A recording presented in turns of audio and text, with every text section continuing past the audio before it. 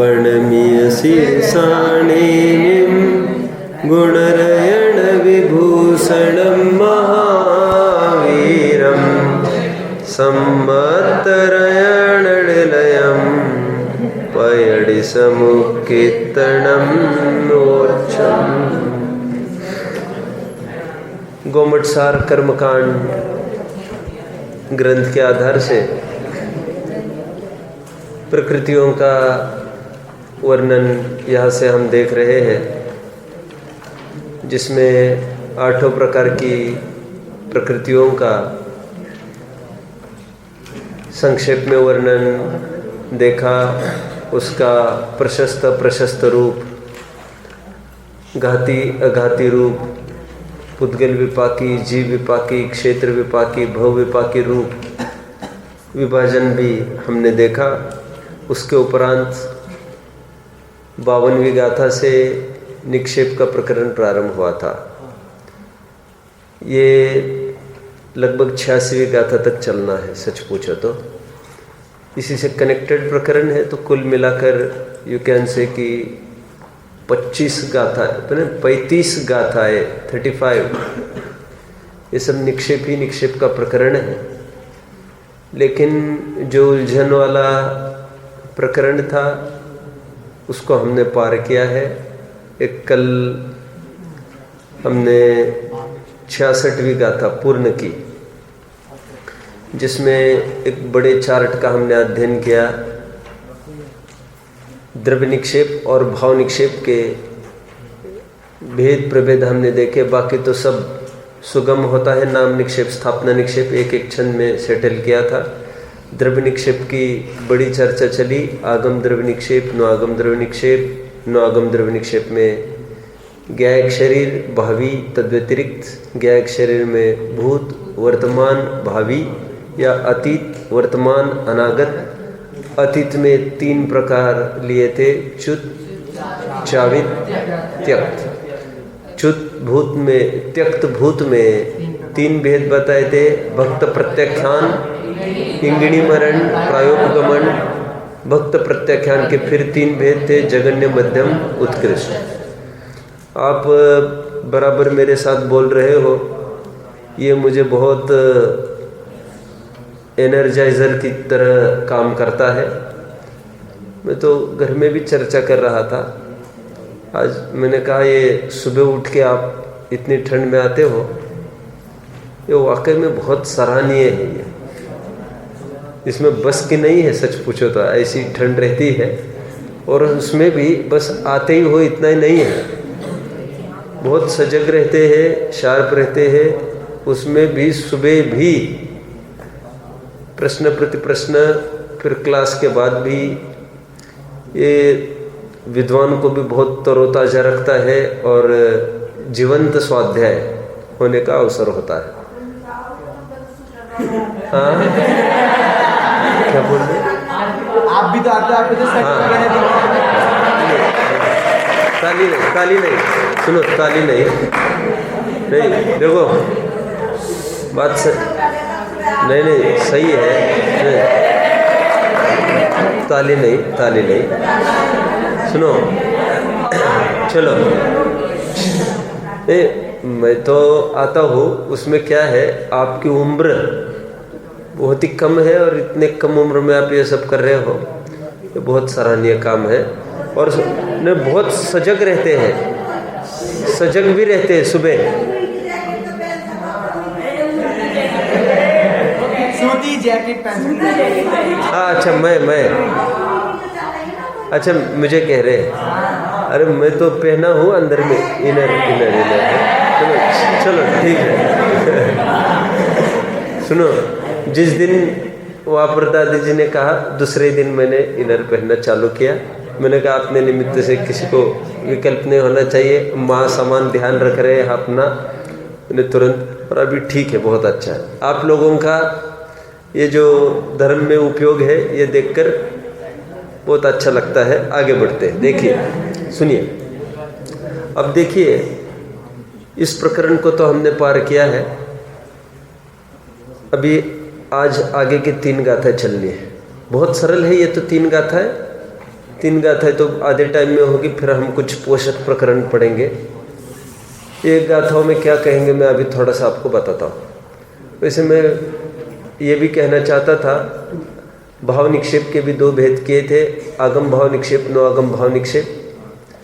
आगम भाव निक्षेप में ये बताया था कि उससे परिणमित जीव उपयोग उसमें, और नो आगम में बताया था उसके फल को भोगने वाला। कल पोषक प्रकरण भी हमने यहाँ से देखे थे। अभी आज से जो प्रकरण चलेगा वह कह रहे हैं वहाँ पर कर्म तद्व्यतिरिक्त द्रव्य निक्षेप, कर्म तद्व्यतिरिक्त नो आगम द्रव्य निक्षेप, ये प्रकरण को वहाँ पर खोल नहीं पाए। कह रहे कर्म तद्व्यतिरिक्त नो आगम द्रव्य निक्षेप को तो खोला वहाँ पर, रॉ मटेरियल कर्म का कार्मण वर्गना विसरसोपचय के रूप में। विसरसोपचय मैंने बताया था सुबह की क्लास में, विसरसहा उपचय। चय मैं हमेशा वर्ड बताता हूँ, चय, चय का अर्थ होता है इकट्ठा होना, चय का अर्थ च्युत होना भी होता है। तह तय चय, च्युत होना, वहां से निकलना। और चय का एक अर्थ संचय, निश्चय, अभेद, जोड़ना। उसी प्रकार यहाँ पर उपचय, विसरसा उपचय, स्वभाव से ही एकदम यहाँ पर राग द्वेष किया, कर्मण वर्गणा एकदम कर्म रूप परिणमित हुई, इसको विसरसोपचय ऐसा कहते हैं। तो कर्म तद्व्यतिरिक्त नो आगम द्रव्य निक्षेप तो बहुत ही सरल है। नो कर्म तद्व्यतिरिक्त नो आगम द्रव्य निक्षेप की परिभाषा ये बताई थी कि कर्म के उदय में और बंध में जो कारणभूत बाहर की सामग्री है, ऐसा बताया था। याद आ रहा है? कितने जन को याद आ रहा है? Very nice. तो इसको थोड़ा सा बताएंगे अभी। लगभग ये चलेगा 67वीं गाथा से लेकर 85वीं गाथा तक। कितने हो जाएंगे ये? लगभग 18 गाथाएं, 19 गाथाएं चलेगी। 19 गाथाओं में ये प्रकरण चलना है। और फिर एक गाथा में ये बताएंगे नो आगम भाव निक्षेप को भी थोड़ा सा बताते हैं, सभी प्रकृतियों में कैसे घटित होगा। अभी एक एक प्रकृति वाइज भी बताने का उनको भाव होगा। बाकी तो कह रहे हैं कि बाकी तो सब सुगम है। नाम निक्षेप, स्थापना निक्षेप में तो कुछ ही विशेषता नहीं है कह रहे, और बाकी द्रव्य निक्षेप और भाव निक्षेप भी बहुत ईजी है कह रहे। आप सब समझ रहे हैं मेरी बात को? जैसे नाम निक्षेप में तो जो भी उसको नाम दिए हैं वही तो नाम निक्षेप है। स्थापना निक्षेप में आपने जो जो एज्यूम किया वो स्थापना निक्षेप, ठीक है। जैसे मोह के लिए कोई अंधकार का स्थापना करे, ये है मोह, और उजाला के लिए कहे ये है सम्यक बिना पोता वाला, ठीक। तो ये दिस डार्कनेस रिप्रेजेंट्स मोह, तो ये स्थापना निक्षेप हो गया। अथवा ज्ञानावरण को बताने के लिए कोई उदाहरण दिया मैंने रेगुलेटर का, अथवा मेघपटल से आच्छादित सूरज, ये ज्ञानावरण के लिए उदाहरण दे दिया। तो उदाहरण ही नहीं, बोर्ड पर बनाया मैंने ऐसा, देखो ये ज्ञानावरण इस प्रकार ये करता है, तो ये उदाहरण से समझा रहा हूँ, ये स्थापना निक्षेप हो गया। आप सब समझ रहे? दर्शनावरण का बन सकता है, और समझ लेना, मोहनीय अंतराय आदि आदि। ये स्थापना निक्षेप भी सरल है समझाने के लिए, किसी में भी स्थापना हो सकती है। आखिर द्रव्य निक्षेप के भी जो भेद है उसमें भी कोई बड़ी बात नहीं है, उसमें तो इतना ही है बाकी के द्रव्य निक्षेप में कि इतना फर्क करके चलना कि अभी तक ये कह रहे थे कर्म संबंधी शास्त्र का ज्ञाता, उपयोग से रहित आगम द्रव्य निक्षेप। अभी इतना बस बोलना पड़ेगा, ज्ञानावरण कर्म संबंधी शास्त्र का ज्ञाता, उपयोग से रहित हो गया। अभी क्या बोलना पड़ेगा कि अभी कहना पड़ेगा ज्ञानावरण कर्म संबंधी आगम द्रव्य निक्षेप। ऐसा आठों कर्मों में लगा लेना कह रहे, और उत्तर प्रकृतियों में भी ऐसा लगाते जाना, ठीक है।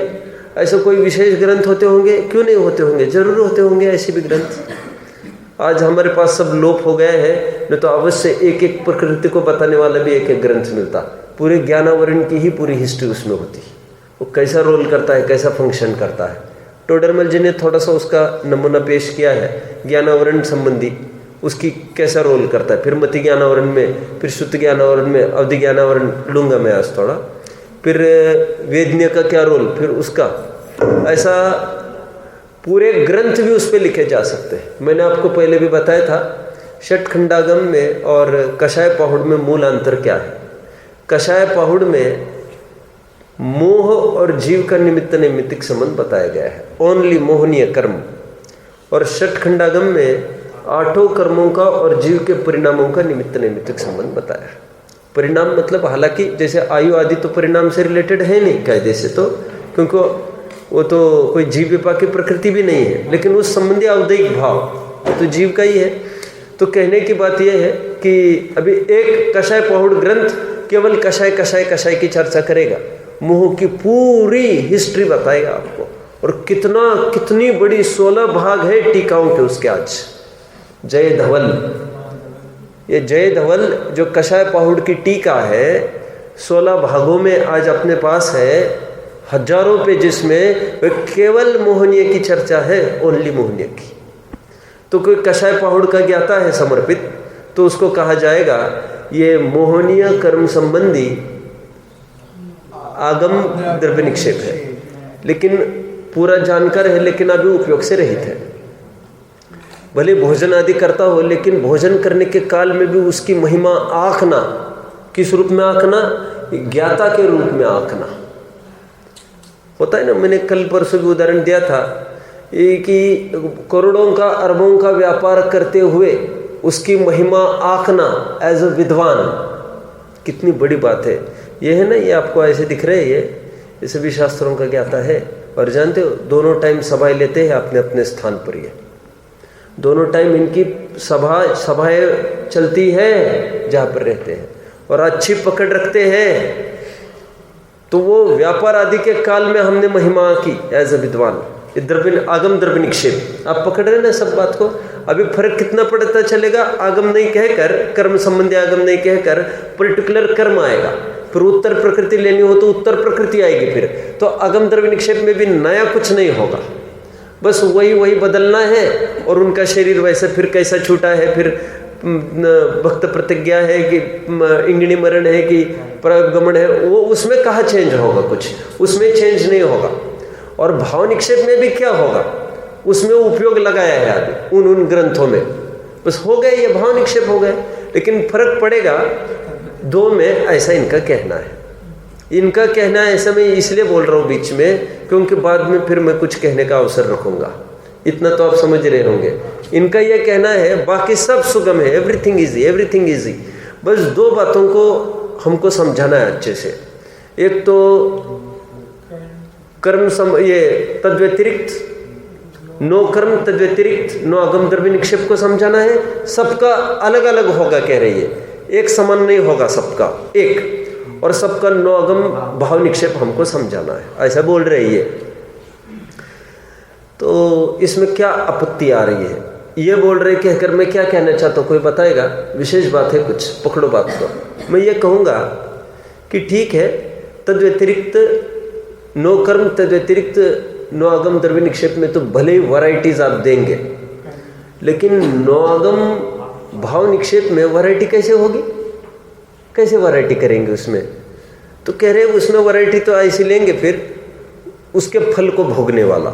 तो एक जीव को फिर अपन लेंगे कि ज्ञानावरण के फल को भोगने वाला, उसी समय में दर्शनावरण कर्म के फल को भोगने वाला।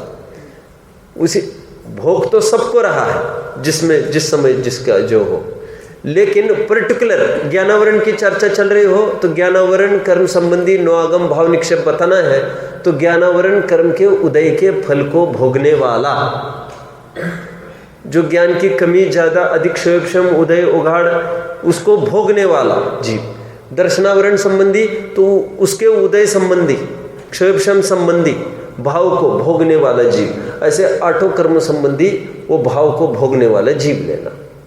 इसमें भी सच पूछो तो नवीनता क्या आ रही है? वैसे आप पकड़ रहे मेरी बात को? नवीन तो कुछ ज्ञान में आ रही है आपके इसमें? अरे कुछ तो बोलो ना। एक कॉमन बात तो वही उभर कर आ रही है, कौन सी? फल को भोगने वाला, फल को भोगने वाला।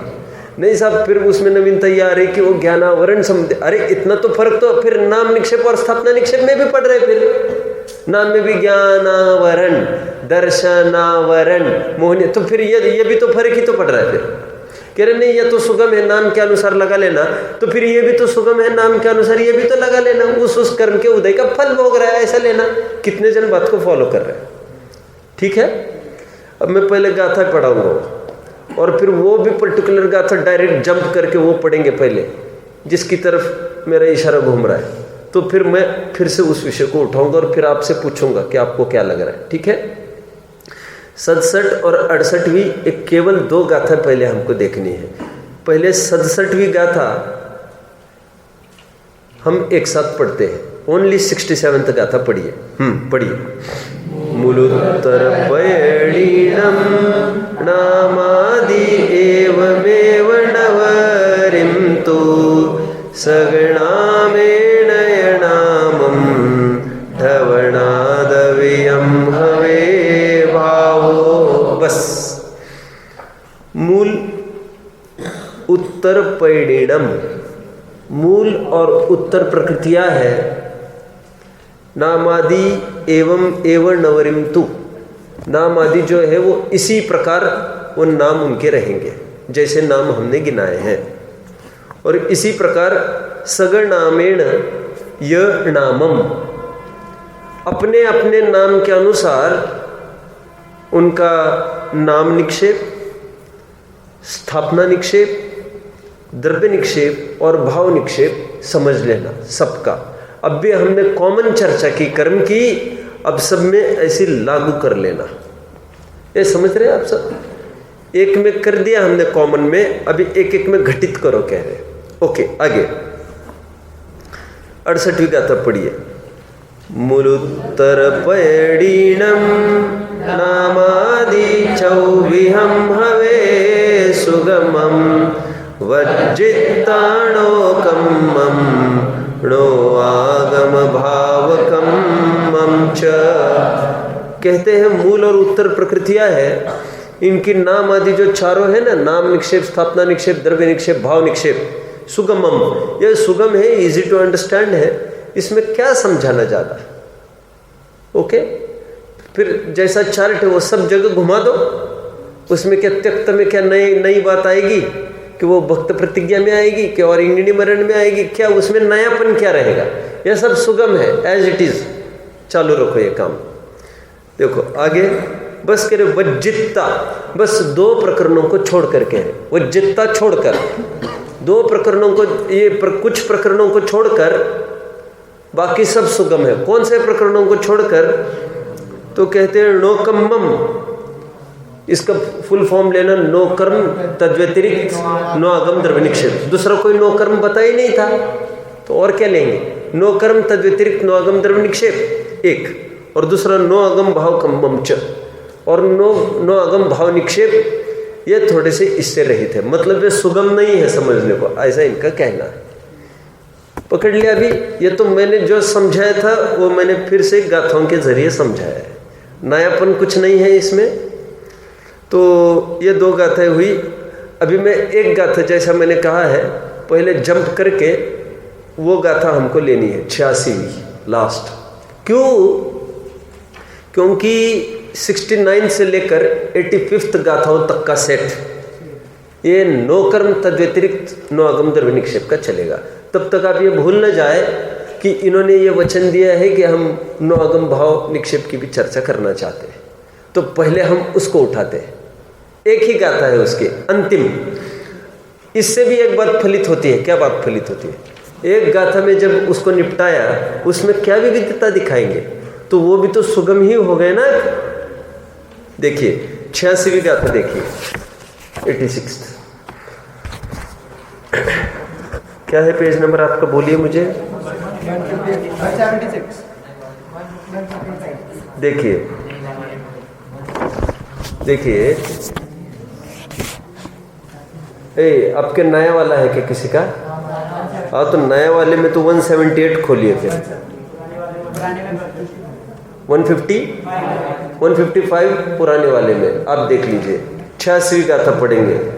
नो आगम भाव पुण्य सग सग कम फल सजुंदो जी ओ गल विवायाणम।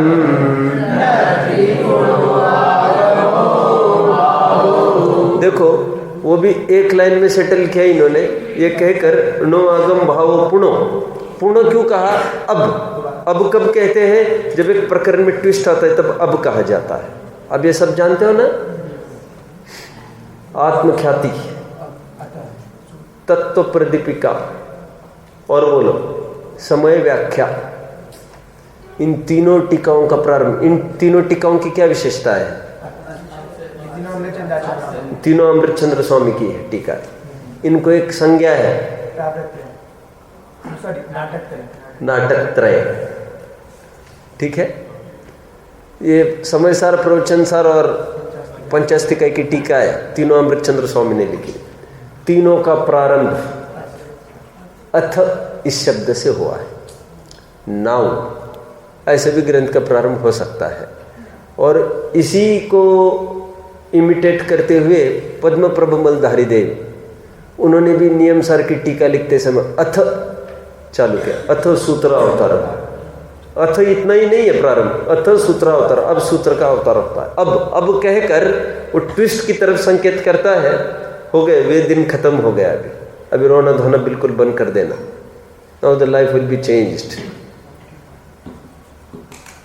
अभी थोड़ी देर में, नाटक में कहते हैं ना प्रेजेंटेशन में, अभी थोड़ी देर में आपके सामने hold your breath now, a very great person you are going to see now, आप देखते रहिए कहते हैं। वो तो अथ, अब देखिए आपका जीवन बदल जाएगा पूरा।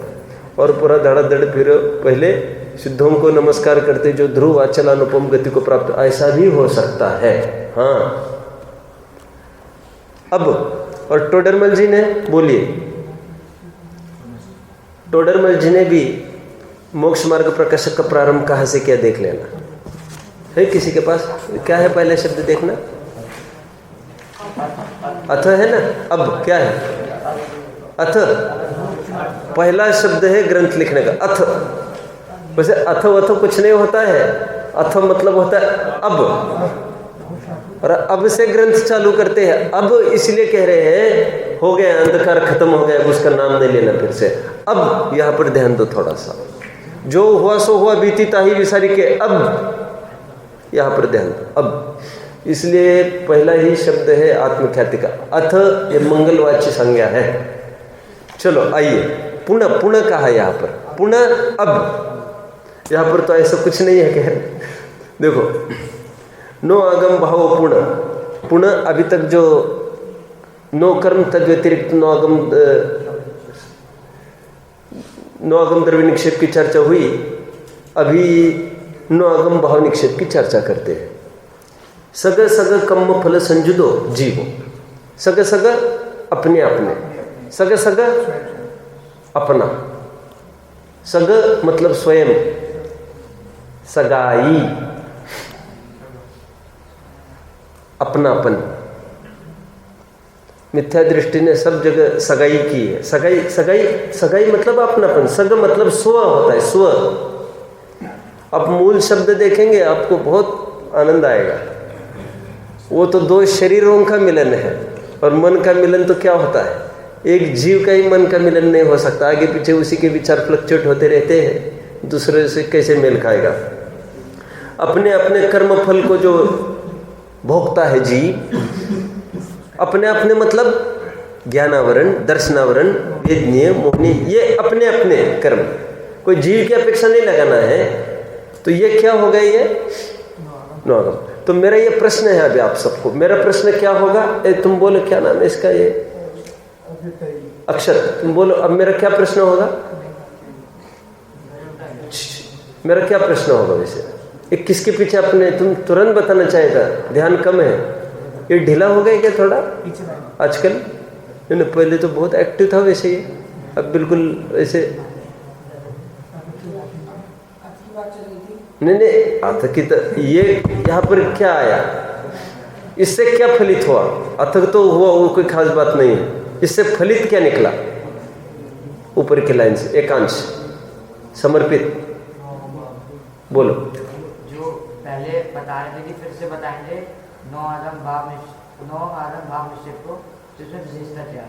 बराबर, मैं ये कह रहा हूं, अभी तक ये बोले सब सुगम है, बाकी बस दोनों को छोड़ के, और दोनों को छोड़ के इसमें भी क्या छोड़ना है? ये भी तो सुगम ही है, इसमें क्या बोला इन्होंने? ये लग रहा है कि नहीं आपको? इसमें तो जैसी परिभाषा थी वैसे कर्म के फल को भोगने वाला ये जीव, वैसे ये भी सुगम ही है। तो कैसे हो गए ये हो सकता है या तो छंद के अनुरोध से ऐसा कुछ लिखा हो, अथवा फल के भोगने का ही पूरा प्रयोजन होता है। उसको कैसे भोगता है जीव, क्योंकि उसी को लेकर एक सुख दुख मैटर करता है। असंख्यात लोग प्रमाण भेद है, तो उसको हाईलाइट करना होगा उनको, तो उसके पीछे भी उन्होंने लिया होगा, क्योंकि यहाँ पर भोगने की बात आती है, अन्यत्र कहीं भोगने की बात नहीं है। उनको लगा इस पर स्ट्रेस दिया जाए, इसलिए उन्होंने स्ट्रेस दिया। जैसे कर्णनियोग संबंधी कोई गणित को विचार कर रहा है कोई, जैसे एक धर्म ध्यान बोलो कोई, ये बोलो विपाक विषय धर्म ध्यान। अब वो विपाक विषय धर्म ध्यान में विचार रहा है, देखो सीता पर कैसे कैसे उदय आए, अंजना पर कैसे कैसे उदय आए, तो उस उदय को विचार रहा है, तो उस संबंधी अब वो विचार रहा है, देखो वेदने का कैसा उदय आया, वो विचार रहा है, तो उस संबंधी वैसे फल को भोग रहा है। फल को भोग रहा है मतलब कैसे फल को भोग रहा है? वो उसका जो फलितार्थ निकाल रहा है। तो तुमरे जीव कौन दुख है, मृत्यु महोत्सव भारी, तो वहाँ पर भी वो ईजी रह सकता है। तो इसलिए हमारे ईजीनेस की तरफ से इन्होंने इसको हाईलाइट किया होगा, बाकी नवीनता तो इसके इंटरप्रिटेशन में कुछ भी नहीं आएगी। ठीक है। और अंत में और एक बात कह रहे हैं, पोगल विवाही याणम, पोगल विपाक की जितनी भी प्रकृतियां है, नत्थी खूणो आगम भाव, उसको लेकर कोई बोलो आगम भाव निक्षेप, नो आगम भाव निक्षेप नहीं होगा। क्यों नहीं होगा? क्योंकि उसके फल को कहाँ भोगता है जीव? तो अपने परिणामों का वेदता है, वेदन पर्यायों का होता है, और पुद्गल विपाकी प्रकृतियों का उदय शरीर में होता है, संगनन संस्थान आदि का। उनका अपने पर्यायों से क्या नाता है? कुछ भी नाता नहीं है, तो उनका तो वेदन करने का कोई सवाल ही नहीं है। तो कहते हैं उनमें, उन पुद्गल विपाकी प्रकृतियों में बाकी और कुछ घटे ना घटे हमारा विषय नहीं है, लेकिन कहते हैं नो आगम भाव निक्षेप, उसमें बिल्कुल नहीं घटेगा। क्या? क्योंकि पर्याय क्या भोगेगी उसको, उसके उदय को कैसे भोग सकते हैं पर्याय? आप समझ रहे मेरी बात को? उदय संबंधी एकत्व ममत्व को तो भोगती है, लेकिन वो तो मोह के उदय को भोगा ना, फिर उसके उदय को कहाँ भोगा? किसके उदय को? जैसे संस्थान नामक नामकर्म प्रकृति का उदय, उसको उदय किस में आया है? शरीर में आया। जीव में आता है कि उसको उदय नहीं आता है, वो पुद्गल विपाकी प्रकृति है टोटली। तो उसका वेदन कैसे होगा कह रहे जीव को? तो उसका वेदन ही नहीं होगा तो फिर भोगेगा ही नहीं, तो नो आगम भाव निक्षेप लगेगा कैसे वहां पर? तो ये नो आगम भाव निक्षेप पुद्गल विपाकी में नहीं लगेगा, स्पष्ट बोल रहे। इसमें और एक बात निकाल सकते हैं आप, जीव विपाकी में तो फिर क्षेत्र विपाकी और भव विपाकी में भी तो प्रश्न चिन्ह ही खड़ा है। फिर यहाँ पर तो जीव विपाकी में को ही भोगता है, सीधा तो ऐसा बोलते फिर, क्योंकि अयु विपाकी को भी क्या भोगना? समझ रहे सब अच्छे से? क्योंकि उसका भी परिणामों के साथ कोई संबंध नहीं है। तो जीव, यहाँ पर सीधा संकेत इतना ही है कि जीव विपाकी संबंधी ही नो आगम भाव निक्षेप बताया जाएगा, क्योंकि उसी को भोगता है जीव। बाहर के शरीर आदि पर्यायों को कभी नहीं भोगता, क्योंकि पुद्गल विपाकी है। शरीर संबंधी ज्ञान हुआ, मोह हुआ, वेदन हुआ, उसको तो भोग सकता है, लेकिन वो ज्ञानावरण, दर्शनावरण, मोहनीय, वेदनीय, उसको भोगना हुआ ना। फिर ये उसको कहाँ भोगना हुआ? ये कितने जन समझ रहे? ये बहुत इजी है, नहीं इसमें कुछ ही नहीं है। अपन कहते हैं ना लोक में, ये भोजन नहीं कर रहा है, ये भोजन करने का भाव कर रहा है, और भोग भी भोजन को नहीं रहा है, भोजन करने के भाव को भोग रहा है। पहुंच कहाँ तक होती है द्रव्य की? अपने असंख्यात प्रदेश में, उनके अनंत पर्याय में। द्रव्य की परिभाषा क्या है? द्रव्य की परिभाषा ऐसा नहीं बोलना, अभी मेरी तरफ से बोला, अभी ऐसी भी परिभाषा कोई है क्या? बोलो। जो द्रव्यों को तथा पर्यायों को प्राप्त हो सो द्रव्य, जो गुणों को तथा पर्यायों को प्राप्त हो सो द्रव्य। कुन कुन स्वामी की परिभाषा है ये? अमृतचंद्र स्वामी की। द्रव्य की क्या परिभाषा बताई? जो गुणों को अक्रम रूप से तथा पर्यायों को क्रम रूप से प्राप्त हो सो द्रव्य। ये तत्व प्रज्ञापन में परिभाषा आई। गुणों के समुदाय को द्रव्य कहते हैं, वो गुण पर्याय वाले को द्रव्य कहते हैं। वो अभी यहाँ पर नहीं चल रहा है विषय। मुझे तो यह दिखाना है व्यापक पहुंच कहाँ तक उसकी। जो गुणों और पर्यायों को प्राप्त होता है, व्यापता है, उसे द्रव्य कहते हैं। ये कहकर क्या कहना चाहता हूं मैं? वेदन उसका मात्र अपनी पर्याय का ही हो सकता है, अर्थ पर्याय का। बाकी जो बाहर की शरीर की पर्याय है, शरीर आदि, उसका वेदन जीव को कदापि नहीं होता, कभी भी नहीं होता। उसका वेदन कैसे होगा? परद्रव्य का कैसे वेदन होगा? अरे भाई, जो पर्याय निकल चुकी है उसी का भी वेदन नहीं हो सकता कभी। क्या बोला मैंने? अतीत और अनागत अपनी ही पर्याय का जब वेदन नहीं हो सकता, तो परद्रव्य का ओनली सिंगल वर्तने वाली पर्याय का अपने अर्थ पर्याय का ही वेदन करता है जी। तो अपन जो कहते 10 साल पहले मुझे गुस्सा आया था और उन्होंने गाली दी थी 10 साल पहले, और अब भी गुस्सा आया, तो वेदन सचमुच जो अब भी भोग रहा है वो वर्तमान पर्याय को ही भोग रहा है। लेकिन वर्तमान पर्याय में वो 10-20 साल पहले वाला स्मरण हुआ, उस स्मरण रूप पर्याय को अब भी भोगा उसने। बस उस समय के पर्याय को थोड़ी ना भोग रही है, और कोई भोग भी नहीं सकता, क्योंकि व्यक्त का भोग होता है। वो पर्याय व्यक्त है कहाँ भी, वो तो अव्यक्त हो गई ना पर्याय, और उसको पर्याय बोल भी कहा सकते हैं अभी, वो तो द्रव्य हो गई। आप सब समझ रहे हैं ना मेरी बात को? मुझे तो इतना कहना है, पुद्गल विपाकी प्रकृतियों में भी नो आगम भाव निक्षेप लागू नहीं होगा। लागू इसलिए नहीं होगा क्योंकि उसका जीव के परिणामों में कोई निमित्त नैमित्तिक संबंध नहीं होता, और जीव की पहुंच मात्र अपने अपने असंख्यात प्रदेश में उसकी पर्याय में है। बाहर का वेदन वो नहीं कर सकते, अपने अंदर का वेदन करते, वो भी गुणों का नहीं, वर्तने वाली सिंगल पर्याय का। ये 86वीं गाथा सबको पकड़ में आई, तो फिर मैं अपने अपने विषय पर आ जाता हूँ। ठीक है? कितने जन विषय को समझ रहे? अभिषेक समझ रहे अच्छे से? हाँ, इस तरफ तुम लोग समझ रहे क्या? उदित, चलो अभी चलेगी 69वीं गाथा, 69th। अभी हमने क्या क्या देखा 3 गाथाओं में, थोड़ा सा आपको बता दूं। 68, 67 और 68 गाथा में बस उन्होंने इतनी सी हिंट की कि अपने अपने मूल प्रकृति और उत्तर प्रकृति के अनुसार ये सब ऐसे जो हमने अभी तक पढ़ाया वो सब में लगा लेना।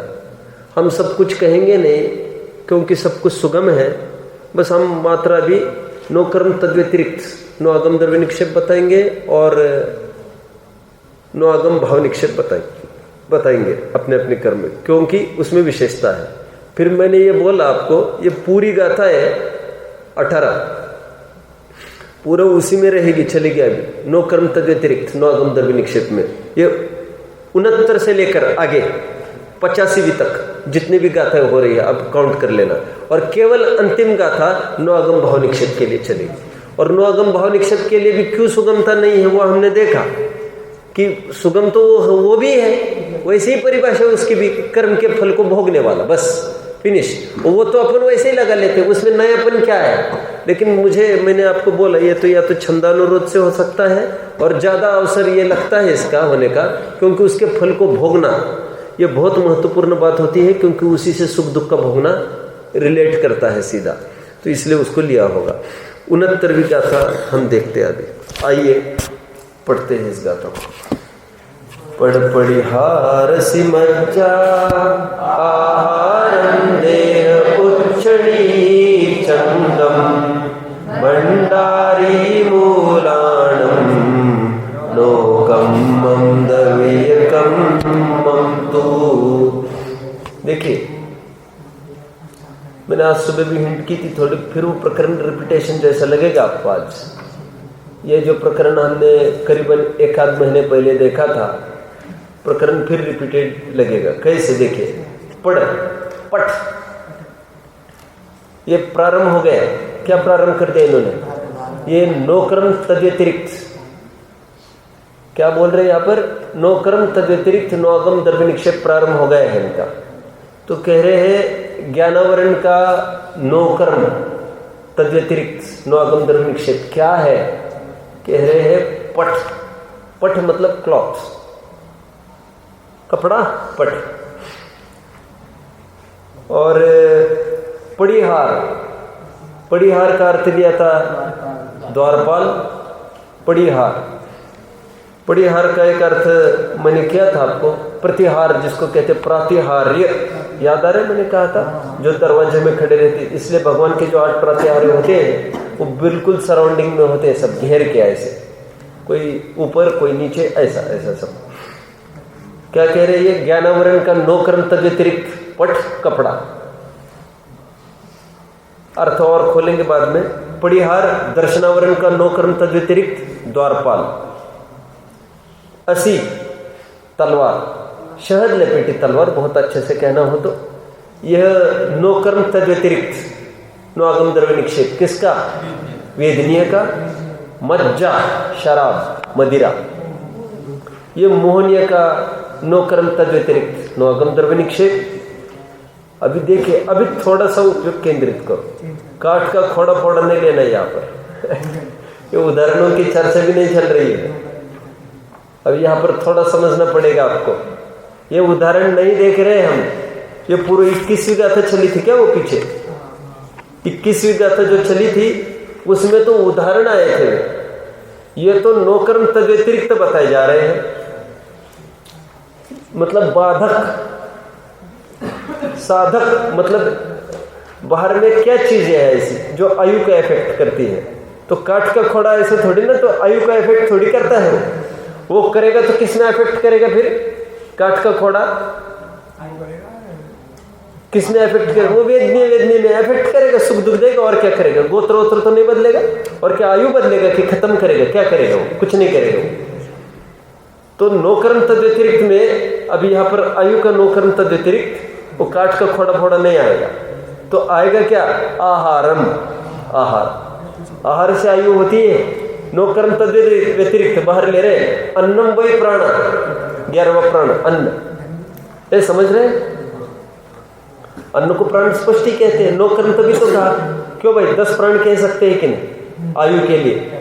और कहाँ से कहेंगे? फिर आयु तो एक स्वयं एक प्राण है, फिर परस्पराश्रय आएगा। और फिर यदि कहेंगे आपत्ति उसमें भी नहीं है, लेकिन भैया फिर नोकर्म कहाँ रहेगा? वो नोकर्म मतलब ज्ञायक शरीर के बाहर की बात चाहिए। ये तो ज्ञायक शरीर में ही 5 इंद्रिय गठित हो रही है पूरी। तो नोकर्म मतलब बाहर की सामग्री चाहिए पूरी। आप समझ रहे? तो बाहर की सामग्री आहार से रिलेटेड है आयु, और किसी बाहर की चीज से रिलेटेड आयु नहीं है। आहार को रोक दो, मरेगा। आहार चालू रखो, जीवन बना रहेगा। अब आहार केवल ही, उनके भी आहार चल रहे हैं ना, क्यों घबराते हैं? उनका तो और हाई फाई आहार चल रहा है। अपना तो उनका तो नोकर्म आहार चल रहा है। आहार के बिना कौन है यहाँ पर? आहार के बिना मरता ही मरता है जी। फिर पंडित मरण मरेगा, और क्या करेगा? आप समझ रहे? जिसको जीना है उसको आहार करना पड़ेगा, और जिसका आहार टूटेगा वो मरेगा। ठीक है? मैंने सब आहार गठित करो। 6 आहार है ना ये। कौन कौन से? कौला आहार, ओजस आहार, तेज आहार बोल रहे क्या बोल रहे हैं? लेप आहार, नोकर्म आहार, कर्म आहार, और एक आहार बचा मानसिक आहार। देवों के होता है मानसिक आहार, पेड़ पत्तों के होता है लेप आहार। ओज आहार वो अंडों को उबाने का। ये मनुष्यों में भी सभी गठित होते हैं। चलो धूप में बैठ जाए, हवा खा के आए। सुबह सुबह हवा खाने जाता हूँ मैं रोज, खूब खाएगा रोज, चबा चबा के, ऐसे चबा चबा के खाएगा। ये भी आहार है। और लेप आहार हुआ, ये पट्टी वट्टी रखते हैं, ये लेप आहार में आएगा। ओजस आहार हीट देना बॉडी को, और उसे एनर्जाइज करना बॉडी को, धूप में बैठना दे। और बोलो कर्माहार, कर्माहार तो विग्रह गति में भी चल रहा है। नो कर्माहार शरीर, ये नो कर्माहार विग्रह गति खत्म हुई, नो कर्माहार चालू हुआ। और कौन सा रहा? कवलाहार। कवलाहार मनुष्य और तिर्यंचों में लागू हो।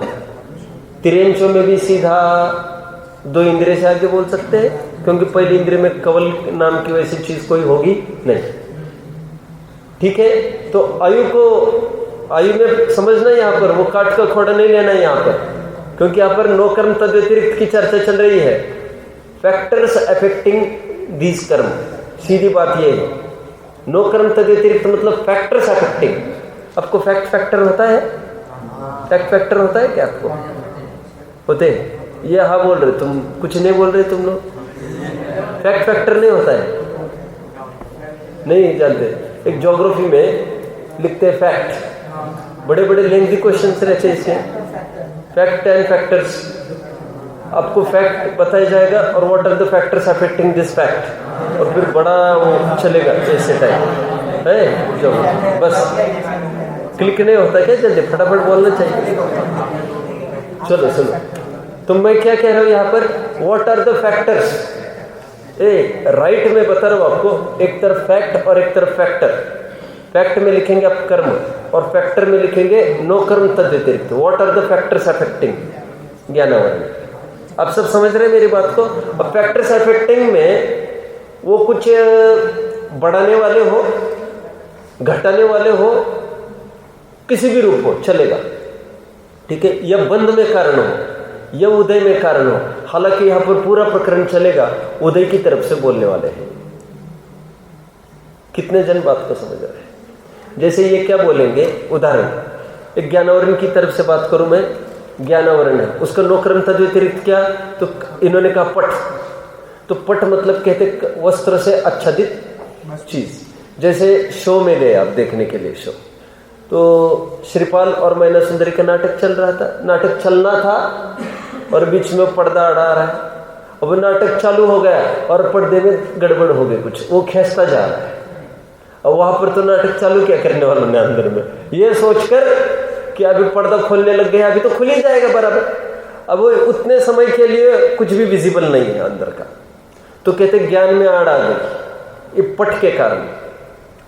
यहाँ पर वो बात नहीं चल रही पर्दा फाड़ो आड़ो की। मैं तो ये कह रहा हूं यहाँ पर जो सुनो यहाँ पर मुझे ये कहना है, ये जो पट है ये ज्ञानावरण का नोकर्म तद व्यतिरिक्त है। अभी सुनिए, और तो मुझे तो इतना बताना है, ज्ञानावरण ये नोकर्म तद व्यतिरिक्त में ये उदय में निमित्त है कि बंध में निमित्त है, मेरा इतना प्रश्न है। क्या कहेंगे इसको? ये उदय में निमित्त है हमारे। ये अरे उदय मूल अंतरंग निमित्त और बहिरंग निमित्त, ये पर्दा का आना, ये बंध में थोड़ी ना निमित्त होता है ऐसे। ये सब कुछ इससे ज्ञानावरण बंधेगा क्या? और आठों कर्म बनते हैं मोहनीय से, कायदे से। और फिर विचार किया जाए ज्ञानावरण कैसे बंधेगा, तो फिर वो लेना पूरा 6वें अध्याय तत्व सूत्र, राइट। तत्प्रदोष निन्नव मात्सर्य आदि, विद्वानों की निंदा करना आदि आदि, ग्रंथों को जलाना आदि आदि, ये सब ये बंध के कारण ये होंगे। ये यहाँ पर पूरे उदय के कारण गिनाएंगे, आठों कर्मों में भी है।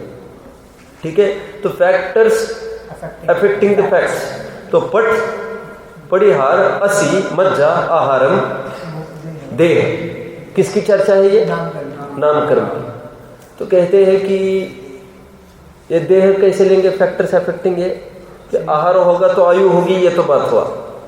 तो शरीर होगा तो फिर नाम कर्म है वो। तो नाम कर्म का उदय किस में आएगा? फिर वो लूला है, लंगड़ा है, तो उसके अनुसार बोलेंगे कि फिर नाम कर्म का ऐसा ऐसा उदय है। तो फैक्टर्स कहाँ पर इफेक्ट होंगे? वो इफेक्ट किस में दिखेगा? वो शरीर में दिखेगा इफेक्ट। ठीक है, शरीर से अनुमान किसका होगा? नाम कर्म का होगा। तो ये देह। फिर उच्च और नीचंगम। नीचंगम मतलब लेना, अंगम मतलब प्रवृत्ति। यहाँ पर तो उच्च नीच प्रवृत्ति है, वह उच्च नीच गोत्र में निमित्त है। अब उच्च गोत्र का उदय है तो उच्च प्रवृत्ति कर रहा है, नीच गोत्र का उदय है हल्की प्रवृत्ति कर रहा है, ऐसा। तो उदय है ना, तो कर रहा है, तो उदय में लागू करना है ये सब। और फिर अंतिम भंडारी, ये जो कहते हो लगेगा। यहाँ पर ना कुम्हार लेना आपका, ना चित्रकार लेना और ना काठ का खोड़ा लेना, बाकी पांचों वही के वही लेने हैं यहाँ पर। तो अंत में लिया भंडारी। तो भंडारी का ये वास्तव में ये उदाहरण भी घटित होता है, और ये भंडारी के अधीन जिस प्रकार हमारी संपत्ति है उसी प्रकार ये भंडारी भी हमारा नौकर्म तद व्यतिरिक्त है। किसके लिए? अंतराय के लिए। भंडारी अभी जो भंडार के मालिक है पर्टिकुलर, ये अब भोजनशाला में जाते हो, वो भोजन देने वाले भी भंडारी है। वे कहेंगे 10 मिनट रुक जाओ, तो रुक जाओ फिर, और क्या करो, क्या पैसा ही भंडारी है। कहो भंडार मीन्स एक स्टोरेज है, वो स्टोरेज। तो वो तो है राइट आपका, लेकिन राइट आपका होने पर भी कुछ उनकी भी समस्या है। कुछ तो आपको रुको, अचानक कच्चा निकला चावल, कुछ हो गया तो रुक जाओ और क्या, नहीं तो खाओ कच्चा फिर, और क्या करो। तो ये भंडारी जैसा हो गया। ठीक है, हमने किसी को कपड़े दिए धोने के लिए, फिर वो बोला कि आज ऐसा हो गया कल, तो वो भंडारी हो गया। ऐसा नहीं पैसे के लिए भंडारी हो गए। भंडार मतलब हमारा माल है, उसके पास माल है, हमारा रात चल रहा है उसका मोहब्बत में। तो फैक्टर्स अफेक्टिंग में ये धूप आदि ये सब बाहर के अफेक्ट नौकर्म तद व्यतिरिक्त में ये भी चला जाएगा सब। क्या बोल रहा हूँ मैं? ये सब अभी जो मैंने उदाहरण दिए, तो चावल क्यों पका नहीं, तो फिर गैस अचानक खत्म हो गया, तो नौकर्म तद व्यतिरिक्त की श्रृंखला एकदम वो दूर तक चली जाएगी, सीधी वो भारत गैस के मालिक तक। मिल गया? क्यों, क्या बात है, फैक्ट्री बंद हो गई थी, क्या हो गया, वो कुछ चले गए इसलिए, तो सीधे वहां तक नौकर्म तद व्यतिरिक्त आपका। नौकर्म तद व्यतिरिक्त मतलब फैक्टर्स अफेक्टिंग, बस आप समझ रहे हैं। लेकिन ये मूल कारण यहां पर दिखा रहे हैं। तो हमारे अंतराय में अभी आपको ये लगेगा आहार में और भंडारी में, फिर आपने भोजनशाला का उदाहरण दिया, या आहार में लगाना कि फिर भंडारी में लगाना किसमें? पकड़ रहे आप लोग मेरी बात को? तो भैया आहार नहीं मिलेगा आपको, आयु कर्म क्षय होगा, तो वहां पर गारंटी से अंतराय कर्म का तो भी तो उदय होगा ही होगा, उसमें कौन सी बड़ी बात है। ठीक है, फिर शरीर भी कृश होगा, वैसे तो सच पूछो तो फिर आहार तो शरीर में भी लागू होगा। फिर वो आप समझ रहे हैं ना, फिर तो नाम कर्म का भी नो कर्म तद व्यतिरिक्त तो हो सकता है। फिर वो ऐसा तो सब में लगेगा फिर, लेकिन एक मोटा वो लगा रहे हैं। कितने जन मेरी बात को टू द पॉइंट फॉलो कर रहे हैं, मुझे बहुत खुशी होगी, क्योंकि मैं एकदम डेप्थ में जा रहा हूं। चलो, ये 3 गाथाएं हुई अपनी, हाँ 4 हुई, वैसे अंतिम की भी पूरी की है हमने। वैसे हमने जो अभी गाथा देखी उसकी विशेषता क्या थी? 69th गाथा, 69वीं गाथा की विशेषता क्या है? अब मैं बस करूंगा आज यहीं पर, फिर 2 गाथाओं का सेट है ये प्रॉपर, ये कल ही चलेगा। मुझे तो बताओ अभी जो गाथा चली 69 उसकी विशेषता क्या रही? उसकी विशेषता क्या रही? 10वीं वाला कौन बताएगा? 10वीं वाला कौन बताएगा? उसकी विशेषता क्या थी? इस गाथा की विशेषता क्या है? 8 11वीं वाले कौन बताएगा? इसमें क्या विशेषता है? बोलो, इसमें विलक्षणता क्या है? बहुत प्रॉपरली स्पीकिंग, इसमें विलक्षणता क्या है? बोलो। हाँ, विलक्षणता इतना ही ठीक है, यहाँ पर इतना ही बताना, ये उदाहरणों की चर्चा नहीं चल रही है यहाँ पर तो फैक्टर्स अफेक्टिंग 8 कर्म की चर्चा चल रही है। इसलिए यहाँ पर आयु में वो काठ का खोड़ा ओड़ा नहीं लेना, क्यों? वो तो कोई आयु को कहाँ अफेक्ट करता है, वो तो एक क्षेत्रों का बंधन दिखाने के लिए है, वो उदाहरण मात्र। यहाँ पर ना चित्रकार लेना है ना कुम्हार लेना है। ठीक है, तो यहाँ पर किन किन कारणों से ये बाधित होती है? हमारा ज्ञान बाधित होता है, हमारा दर्शन बाधित होता है, ये सब बातें ये। ठीक है, और वैसे विचार करेंगे अभी ये जो असली है ना तलवार, ये शहद लपेटी तलवार, ये उदाहरणी नहीं है मात्र। सुनो, उदाहरणी नहीं है, ये नो कर्म तद व्यतिरिक्त भी है। कैसे? मत लो शहद लपेटी, छोड़ दो, शहद लपेटी भी ले लो, कोई दिक्कत नहीं है। क्यों? क्योंकि वास्तव में आप शहद को चखने गए तो आपके साथ का उदय था, आपको पता ही नहीं चलो वस्तु क्या थी अंदर। और फिर वास्तव में आपकी जीभ कट गई, वो तलवार असाता में निमित्त बन गई आपकी। अथवा शहद लपेटी नहीं लेना हो तो मत लिपटाओ उसको शहद से। वही तलवार अपने हाथ में आ गई तो साता यज्ञ का उदय। वही तलवार सामने वाले के हाथ में गई, चली गई, असाता का उदय। अब पकड़ रहे मेरी बात को, ऐसा ले लो फिर चलो। आयुष कह रहे वहां पर क्या लिया था, मूल गाथा में देखो जरा, 21वीं गाथा में नहीं, वहां पर मूल शब्द बोलो, मुझे ऐसा नहीं चलेगा। अभी 21वीं गाथा का मूल शब्द बोलो, असी बोला ना बस कि शहद लपेटी का कुछ है वहां पर, नहीं है ना? तो बस वहां पर भी ऐसी था, तो वहां पर भी शहद लपेटी कर दे तो यहाँ पर भी करने में आपत्ति नहीं है। लेकिन यहाँ पर भी तलवार से मरण होना, असाता का उदय, तलवार हाथ में होना, साता का उदय, ऐसा कहेंगे फिर। ये नौकर्म तद व्यतिरिक्त है हमारा। ये यहाँ पर उदाहरण में घटित नहीं करो इस चीज को, प्रैक्टिकली ऐसे घटित करना। शराब में कैसे घटित करेंगे? मोह। वास्तव में शराबियों के मोह पुष्ट होता है, इसलिए सप्त व्यसन का त्याग हुए बिना यहाँ पर बाउंड्री में आ नहीं सकता। जो लोक में पत्नी और माँ को ही नहीं पहचान सकता ढंग से, वो जीव अजीव की क्या समझे, पगला जाएगा वो। जीव अजीव क्या बोल रही है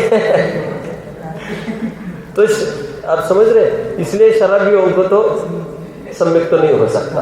तो यहाँ पर भी लेना, ये मोह में इफेक्ट करता है, मतलब और मादक बना देता है। मोह आपको पुष्ट करता है शराब। ये मुझे कहना ये है, इसको आप उदाहरण के तौर पर न लेकर इसको फैक्टर्स अफेक्टिंग कर्म के रूप में आपको देखना है टोटली, ठीक है? क्योंकि ये नौकर्म तक व्यतिरिक्त है। अब इलोंगेट करो, जितना आप बढ़ा सकते हो बढ़ाओ। ओम नमः।